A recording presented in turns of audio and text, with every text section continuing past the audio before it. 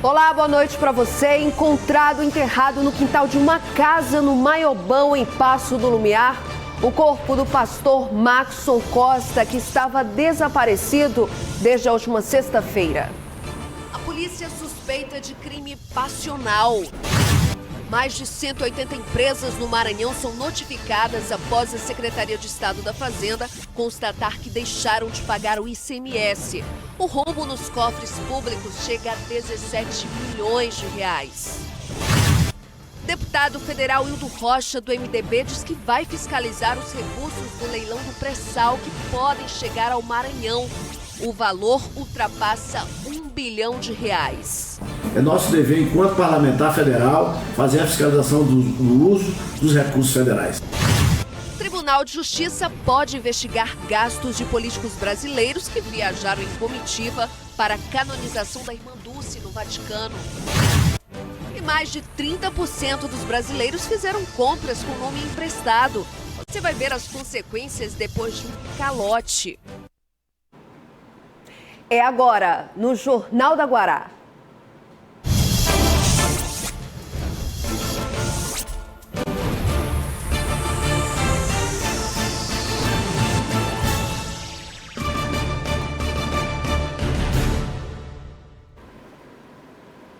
A polícia prendeu hoje à tarde um homem suspeito de matar e enterrar o corpo do pastor Maxson da Silva Costa, de 37 anos. Ele estava desaparecido desde a última sexta-feira. Saulo Pereira Nunes, de 38 anos, foi preso hoje por equipes da Superintendência Estadual de Investigação de Homicídios. Ele estava em casa, no bairro do Maiobão, onde o carro do pastor Maxson foi encontrado no último domingo. De acordo com informações da Polícia Civil, Saulo confessou o crime. Policiais estão na casa do suspeito, onde ele enterrou o corpo da vítima. A família espera por respostas. Pela índole dele, todo mundo conhece, todo mundo sabe que ele é uma pessoa muito bacana, uma pessoa dócil, né? Trata todo mundo bem, não tem desavença com ninguém, não tem depressão, não tem nada disso. Me ligou um dia antes, meu aniversário foi um dia antes, no dia 10 ele desapareceu no dia 11. Ele me ligou de noite, falou comigo toda alegre, e aí a gente vai sair, que sempre a gente sai pra jantar, a família, né? E eu disse, não, vamos deixar pra sábado. E até agora nada. Ainda segundo a polícia, existe a suspeita de crime passional. Maxson era pastor da Igreja Evangélica Assembleia de Deus, Ângulos do Céu, no bairro Coroado. Era casado há 9 anos e não tinha filhos. Os prints mostram a última conversa que teve com a esposa antes de desaparecer. Os dois falavam da rotina daquela manhã. Maxson pretendia sacar o valor do FGTS. A última resposta dele foi por volta das 11 horas da manhã. Às 15 horas, ela tentou um novo contato, mas sem respostas ou visualização. Eu creio que ele não tem inimigos, porque é uma pessoa muito amigo de todo mundo, carinhoso, uma pessoa que fazia tudo sorridente, com prazer. Aquilo que ele fazia com prazer, com amor, demonstrava a todo mundo a alegria de viver, alegria de ajudar o próximo. Mais detalhes sobre este crime e as investigações a gente vai ver e ouvir agora Felipe César Mendonça, que é o delegado de homicídios. Desde que a gente foi encontrado o veículo dele, a gente vem trabalhando no sentido de localizar a vítima. Hoje a gente conversou com alguns familiares, a gente descobriu algumas situações através de investigação e chegamos à autoria do crime.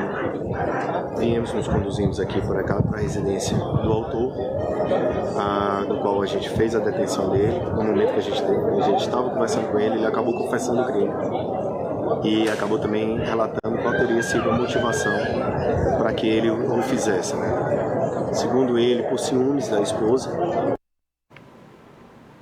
E hoje pela manhã foi divulgado que a prisão de Luana de Cássia Castro Silva, no povoado Itamirim, em Rosário, teria relação com o suposto envolvimento dela no assassinato da missionária Dorothy Steng.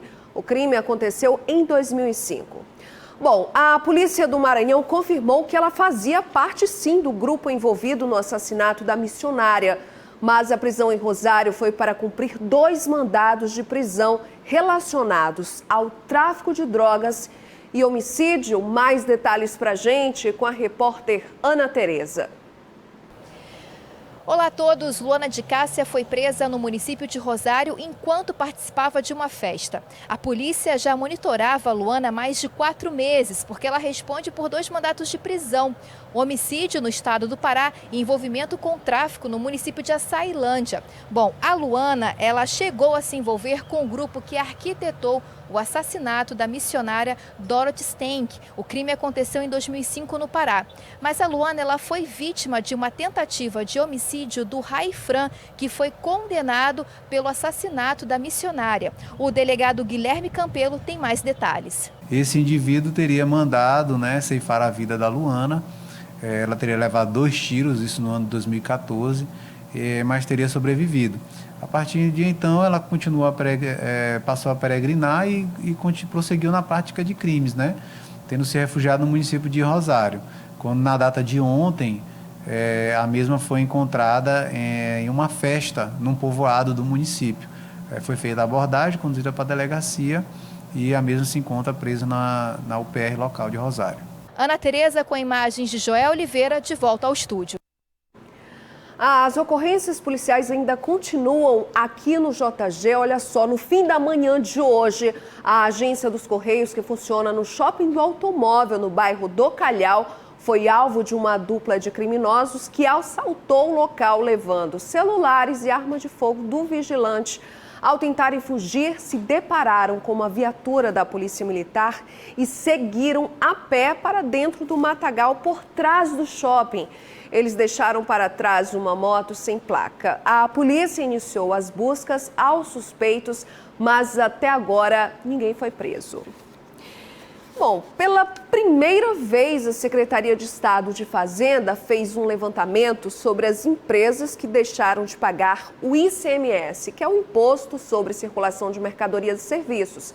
Em 12 meses, olha só, 182 empresas teriam deixado de repassar aos cofres públicos 17 milhões de reais. Quem foi notificado pode recorrer. O rombo aos cofres públicos chega a 17 milhões de reais. Isso totalizando apenas as 182 empresas de atacado e varejo que foram notificadas. As notas fiscais não declaradas por essas empresas evidenciam uma tentativa de evasão do pagamento do ICMS, de acordo com o Código Tributário Estadual. O levantamento feito pela Secretaria de Estado da Fazenda corresponde ao período de julho de 2018 até julho deste ano. As empresas, elas são obrigadas a declarar mensalmente todas as compras e todas as vendas que elas efetuam. É um documento chamado Declaração de Informações Econômicas Fiscais. Com base nesta informação, nós cruzamos com as vendas feitas de empresas localizadas em outros estados para empresas localizadas no Maranhão. Então, o que detectamos foi que houveram várias compras de empresas aqui localizadas e que não informaram nessa declaração. As intimações fiscais foram enviadas aos contribuintes por meio do domicílio tributário eletrônico Cefaz-Net. As empresas têm o prazo de 20 dias para se regularizarem junto à Cefaz. Caso não seja feita a regularização, a empresa terá a intimação fiscal convertida em auto de infração, com aplicação de 50% de multa do imposto devido, além de outras sanções. Havendo essa evasão, havendo a diminuição desses recolhimentos, consequentemente o Estado vai dispor de menos recursos para poder cumprir com a sua obrigação, com a sua finalidade social. Bom, agora eu tenho uma pergunta para você que está agora assistindo ao nosso jornal. Já precisou do nome de um amigo, familiar ou até um conhecido para fazer uma compra? Se sim, você faz parte dos 36% dos brasileiros que contraíram dívidas usando o nome de outra pessoa. Esse gesto de confiança, quando não retribuído, pode trazer sérias, graves consequências, como mostra a reportagem de Elinalva Cardoso. Estudos confirmam que emprestar o nome para amigos ou conhecidos para fazer compras é considerada uma das principais causas da inadimplência no Brasil. Apesar disso, ainda é comum encontrar quem já emprestou ou emprestaria o nome, sem pensar 2 vezes. Eu já. Já? Já. Deu tudo certo? Deu tudo certo, graças a Deus. Já emprestou o seu nome para alguém comprar alguma coisa? Não. Não? Mas você emprestaria? Prestaria, se fosse a pessoa de confiança, sim. Segundo pesquisa divulgada na semana passada pela Confederação Nacional de Dirigentes Lojistas e pelo Serviço de Proteção ao Crédito, revelou que 36% dos consumidores brasileiros fizeram compras utilizando o nome de terceiros no último ano e que 49% das pessoas que pediram o nome emprestado não emprestariam o próprio nome caso alguém fizesse o mesmo pedido. De acordo com o levantamento, a prática é utilizada principalmente por quem está com dificuldades de acesso ao crédito ou enfrenta imprevistos e não conta com uma reserva de emergência. Em cada 10 pessoas que pediram o nome emprestado para realizar compras parceladas, 30% delas estavam com o limite estourado no cheque especial ou cartão de crédito. 22% não contavam com outras formas de crédito para uso. 18% estavam com o nome sujo e 16% tiveram crédito rejeitado. Entre os que negariam o pedido, 30% têm medo da pessoa não pagar. E outros 28% porque conhecem pessoas que emprestaram o nome e tiveram problemas por isso. Em fevereiro deste ano, Dariane emprestou o cartão de crédito para uma amiga, mas depois ela teve que assumir a dívida. Eu comprei uma televisão para uma amiga, ela tinha dito, eu vou fazer essa compra no teu nome e eu vou te pagando todos os meses o valor da prestação. E claro, né, amigo pede, a gente não tem como negar, né? E aí que eu comprei uma televisão no valor de 1.570 e alguma coisa, parcelei em 10 vezes, ela só pagou as 2 primeiras parcelas. As outras quem teve que assumir fui eu. Quem empresta o nome sempre é o responsável pela dívida feita. Por isso, antes é necessário refletir sobre as consequências dessa decisão, como explica este especialista em direito do consumidor e direito civil. Isso é um risco, realmente, quem empresta o nome confiando assim, num amigo, num parente, tem que estar ciente de que aquela dívida vai ficar presa ao seu nome e ele que vai ser o responsável por arcar com todas as consequências dessa dívida. A medida é considerada uma atitude solidária, mas que pode causar prejuízos irreversíveis juridicamente. Você pode ali tentar alguns meios para diminuir os riscos, diminuir os prejuízos. Você pode fazer um contrato com a pessoa, pegar um cheque para garantir essa dívida. Porém, fique ciente de que você vai continuar sendo o primeiro responsável pelo pagamento dessa dívida e o primeiro a sofrer sanções em razão dela. E no próximo bloco, os destaques da política aqui no JG. Eu volto já.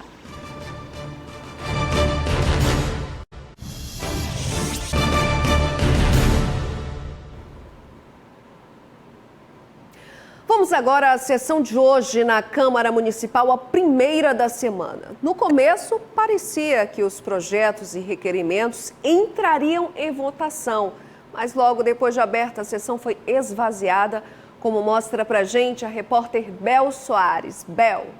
Sessão da semana, aqui na Câmara de Vereadores, cerca de 22 parlamentares registraram presença no início da sessão.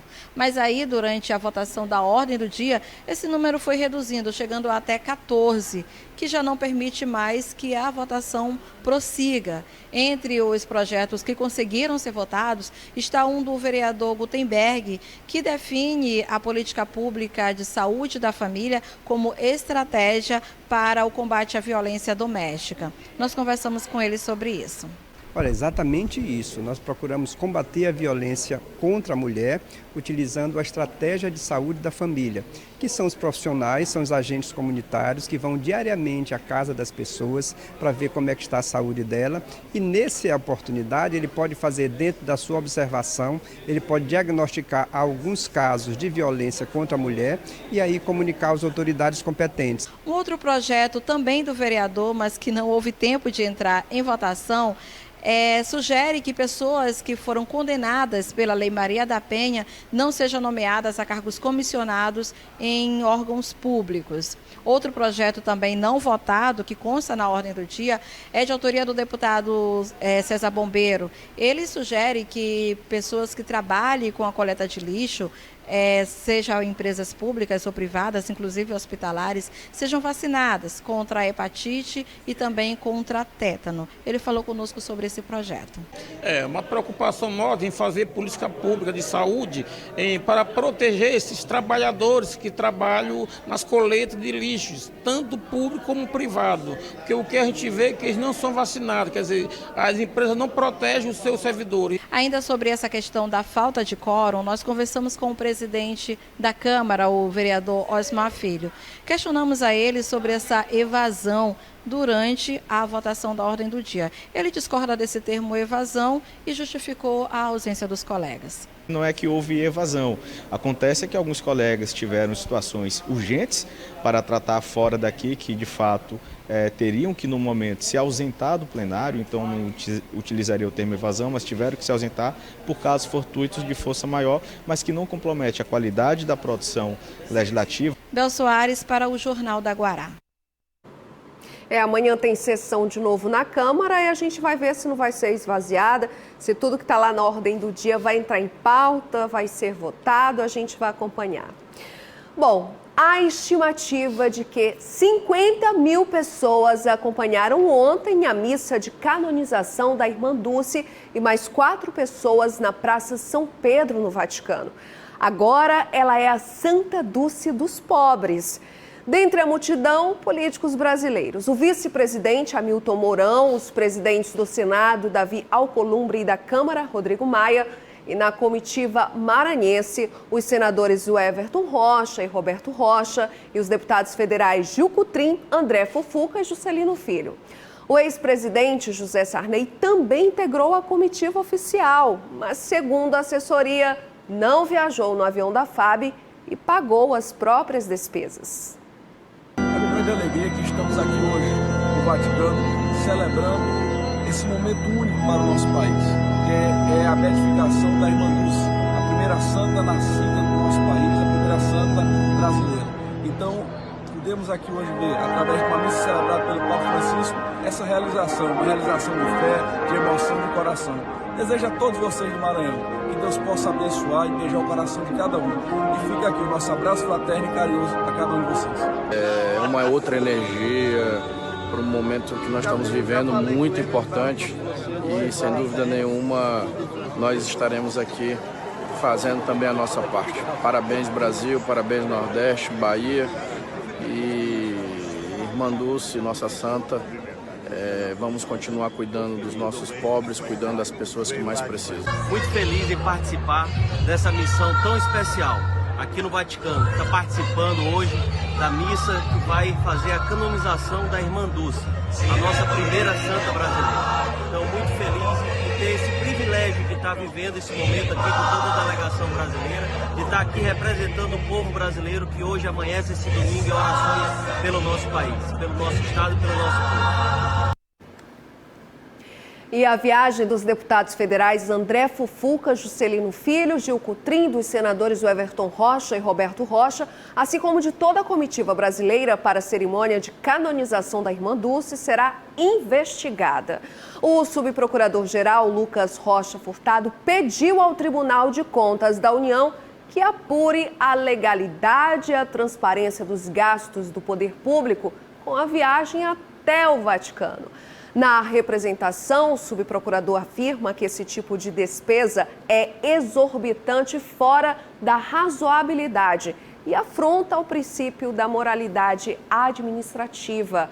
Os parlamentares em missão oficial nos países estrangeiros recebem diárias de $416 pelo Senado e $428 na Câmara. De acordo com o levantamento realizado pelo jornal El País, o Brasil gastou cerca de R$186 mil com a ida de políticos para a cerimônia de canonização da Irmã Dulce. E nós mostramos aqui no JG, na semana passada, a aprovação na Câmara dos Deputados da divisão dos recursos do leilão de petróleo do pré-sal entre os estados e municípios. Bom, o Maranhão pode receber mais de R$1 bilhão. O deputado federal Hildo Rocha, do MDB, falou que o Maranhão ainda conseguiu sair em vantagem, mesmo recebendo um valor menor do que estava previsto no texto inicial, que destinaria ao Estado R$700 milhões. E o Maranhão ficou com R$560 milhões. Os recursos oriundos da extração de petróleo na camada do pré-sal, ele é da União. Ele deveria ficar apenas com a União.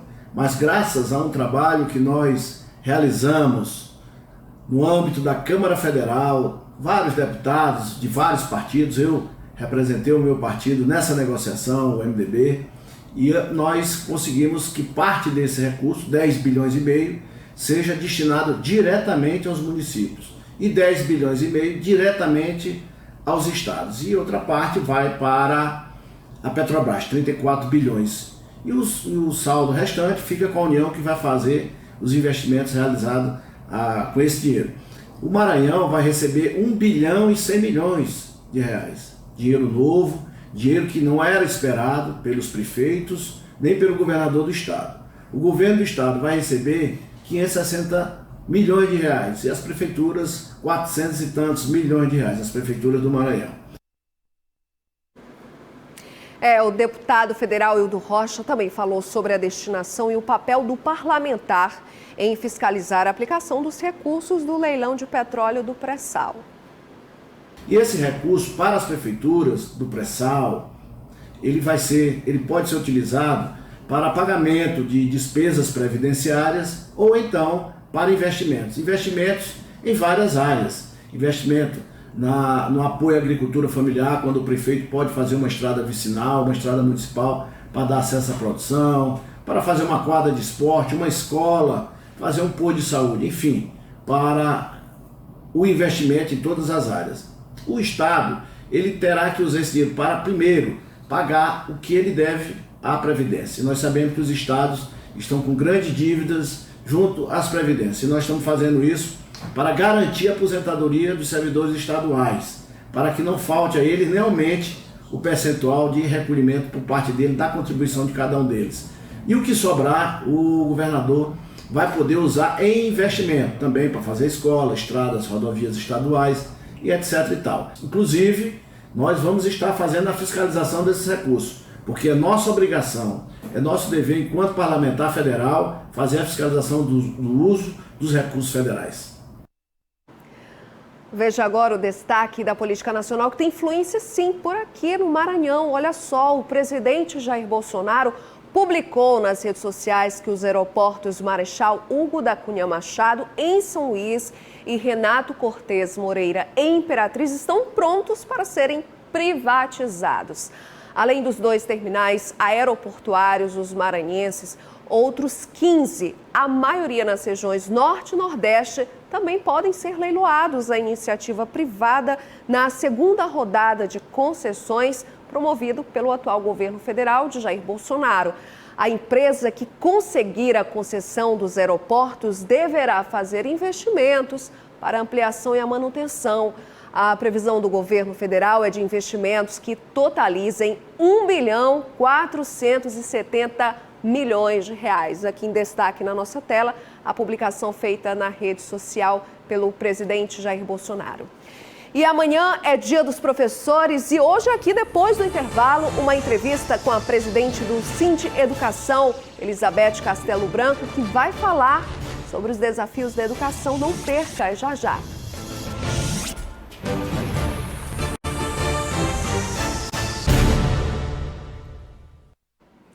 E amanhã, 15 de outubro, é o Dia do Professor. Aos nossos mestres, nossa respeitosa homenagem, mas também não podemos deixar de destacar os obstáculos que ainda enfrentam de valorização profissional e os desafios para tornar a educação brasileira uma referência.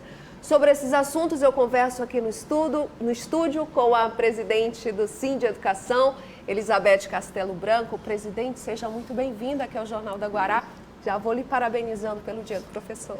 Obrigada e obrigada pelo convite. É uma honra representar todos os professores aqui nesse programa ao vivo de destaque para a nossa sociedade maranhense. Bom, o sindicato não só preparou um dia, né, mas também um mês inteiro, uma programação especial. O Sind Educação proporcionou esse mês de outubro um mês dedicado aos profissionais da educação, falando sobre a saúde e o bem-estar do professor. Então, a intenção da instituição é que o professor ele seja valorizado e respeitado, mas também em destaque a saúde, porque o índice de professor doente na rede pública municipal, ele tem crescido a cada ano. E é preocupação do Sind Educação em proporcionar essa reflexão, proporcionar atendimento, proporcionar palestras. Nós vamos ter esse mês também a caminhada que acontecerá no dia 19 e um festival de música. Mas esse mês inteiro foi especial para que o professor refletisse, para que o professor entendesse como é importante cuidar da saúde. Presidente, a gente já imagina aí o alto índice de doenças entre os professores. A gente sabe, até imagina que seja desvalorização, violência, riscos, desalento, assim, com relação à educação em si, à valorização profissional. Mas quais são os dados que o sindicato tem sobre esse índice de adoecimento dos professores? Olha, nós temos em média de 600 a 700 licenças, aí de 3 meses, anuais, às vezes até de 6 meses.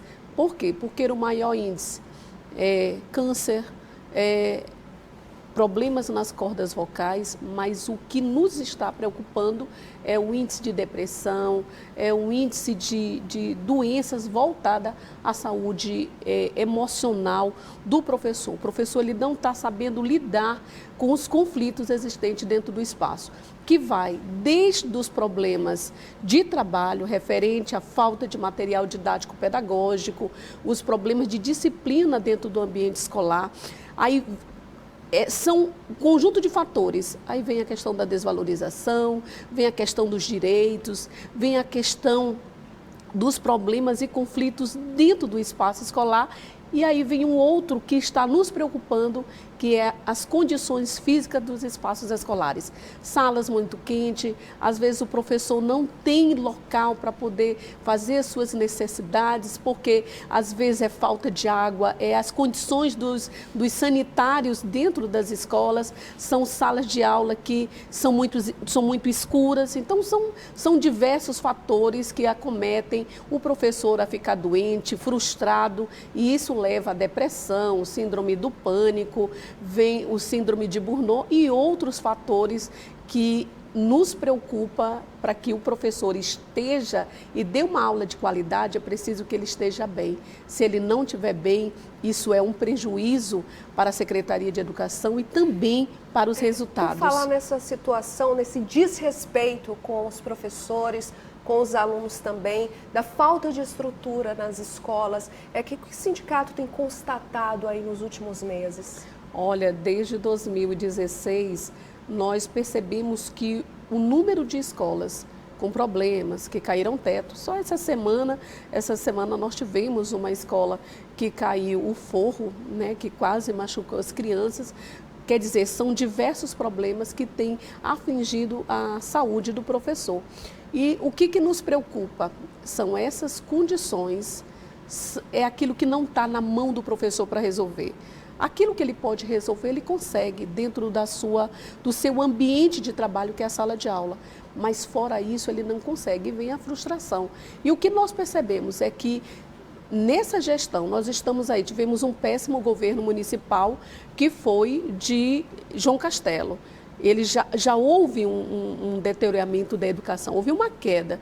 E agora, com o governo de Edivaldo, Nós tivemos a primeira gestão que não foi boa, que foi negativa para a categoria, para a educação como um todo. Ela deu uma melhorada, mas ainda está longe de atingir aquilo que nós perdemos em 2009. Então, em vez de nós crescermos, nós ascendermos, para que tenhamos um resultado positivo, nós estamos numa queda. E essa queda nos preocupa porque vai refletir nos resultados. Bom, eu acompanhei aí desde o início do ano alguns protestos, mobilizações nacionais, que inclusive o sindicato aqui no Maranhão, em São Luís, aderiu a essa mobilização nacional contra a reforma da Previdência. A gente sabe que está previsto aí para a próxima semana a votação em segundo turno no Senado. Os professores saíram perdendo? Eu acredito que não só os professores, mas principalmente os servidores públicos, seja ele municipal, seja ele estadual, seja ele federal. A partir do momento que não discute. Nós tivemos uma reforma trabalhista com uma promessa de crescimento de empregos e nós não tivemos. Estamos aí com a promessa de que, se passar a reforma da Previdência, nós vamos ter um avanço e uma evolução na economia brasileira. E nós sabemos que isso não vai acontecer. O prejuízo é para o trabalhador, o prejuízo são principalmente para as mulheres e nós não podemos aceitar. E nós sabemos que a maioria dos profissionais da educação são mulheres. Então, nós vamos ter uma perda e por isso que nós não aceitamos. E nós não aceitamos não é só porque somos professores, é porque todos os trabalhadores, os nossos futuros alunos, não terão a oportunidade de se aposentar. Então, a nossa luta é para que a reforma não passe, para que os deputados federais, para que os senadores não aceitem de forma nenhuma esse prejuízo que vai recair não somente para os professores, mas para todos os trabalhadores brasileiros. Por falar em prejuízos, presidente, eu gostaria de falar de um outro assunto também que já vem movimentando a educação no país, que é o prazo de validade do Fundeb. Vai acabar em dezembro do ano que vem. Qual é a expectativa, quem sabe, de renovação, até de aumento desse fundo? Olha, a CNTE, que é a Confederação Nacional dos Trabalhadores, a qual nós somos filiados, e todos os sindicatos que são ligados à educação, nós estamos fazendo uma mobilização em todo o país. Aqui no Maranhão nós já fizemos um debate e agora nós vamos realizar um outro debate agora no dia 22 de novembro. Qual é a proposta do governo federal? Na verdade, é uma caixa de surpresa. Nós entendemos que o governo federal não aceita os impostos que formam o pacote, vamos dizer assim, do Fundeb. E nossa preocupação é que, com o fim do Fundeb, não exista uma proposta concreta para que os trabalhadores da educação, eles entendam como vai ocorrer esse financiamento. Então, estamos discutindo desde o ano passado. Existem duas propostas no governo federal, dos deputados, que é a deputada Dorinha, do DEM, e nós estamos acompanhando. Por quê? Porque parece que a educação brasileira está um caos, não é um caos só no Maranhão, mas é em todo o país, sem financiamento, sem prioridade, sem uma bandeira de luta para poder investir na educação. Nós sabemos que o resultado da sociedade brasileira, ela vai cair, vai aumentar o índice de marginalidade, vai aumentar vários índices que acometem a sociedade, que é preocupante para nós. Então, a luta nossa é que passe essa proposta de um Fundeb permanente, de um Fundeb com mais investimentos, que esse investimento possa chegar a 30%, porque hoje a proposta é somente de 10% e nós precisamos aumentar. Ok. O presidente, ele precisa entender que sem investimento da educação não existe desenvolvimento. Não existe futuro para o país. Verdade. Bom, parabéns aí pelo Dia dos Professores, a todos os professores que estão nos assistindo agora.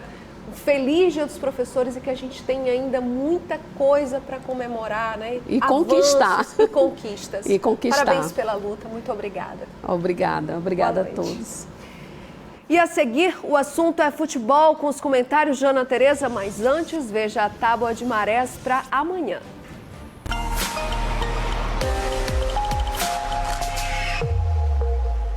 A terça-feira começa com baixa mar de 0,1 metro às 2 horas e 33 minutos. Pela manhã, às 8 horas e 31 minutos, tem a primeira praia-mar do dia, com 5,8 metros. À tarde, tudo muda. Às 14 horas e 47 minutos, baixa mar com 0,4 metro. E às 20 horas e 42 minutos, tem praia-mar com 6,1 metros.